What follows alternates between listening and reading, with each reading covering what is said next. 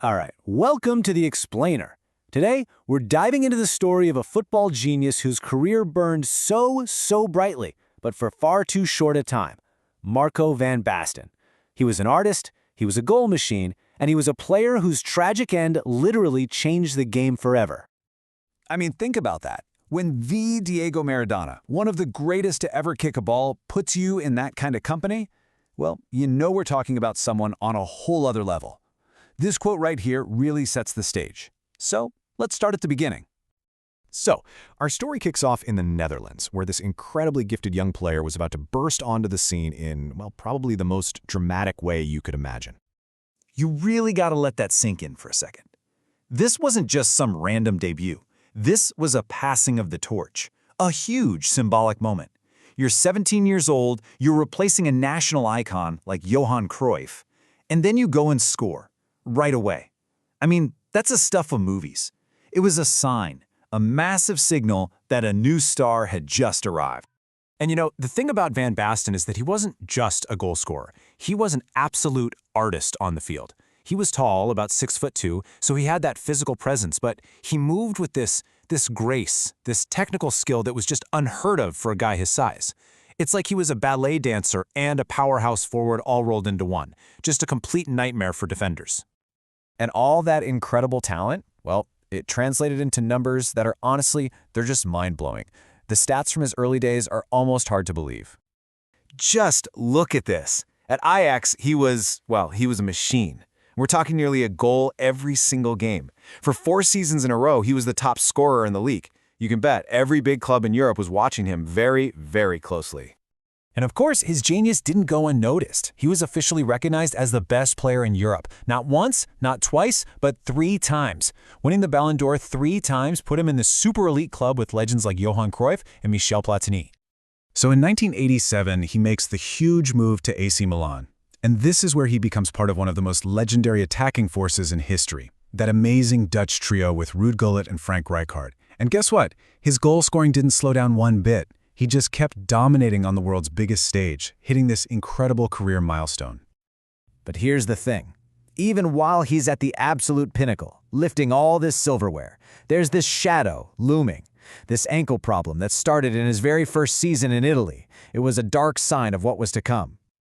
Okay, but before we get to that tragic part of the story, there is this one perfect, unforgettable peak, a moment of pure triumph for his country, a summer tournament that he basically made his own. At Euro 88, Marco van Basten, well, he was just on another planet. He was the top scorer of the whole tournament, but it wasn't just about the number of goals. They were the big goals, the decisive, game-changing moments that carried his nation all the way to a historic win. And then there's this goal, the one that sealed the deal. I mean, this is his masterpiece. The audacity to even try a shot from that angle is one thing, but to hit it so perfectly, with that much power, it was a goal that just defied physics. It's the moment that cemented his legend forever. But, you know, the same body that could pull off that kind of magic, it was also tragically fragile. And those ankle problems that had been bothering him for years, well, they became an opponent that, in the end, he just couldn't beat. And the way it ended, it was just brutal. This wasn't some sudden clean break. It was a slow, agonizing 2-year fight against his own body. Surgery after surgery, endless rehab, all for a chance to get back out there. But at just 28 years old, right in his prime, he had to call it quits. You know, his manager at Milan, the great Fabio Capello, I think he said it best. This wasn't just a loss for Van Basten or for his club, it felt like a loss for the entire sport.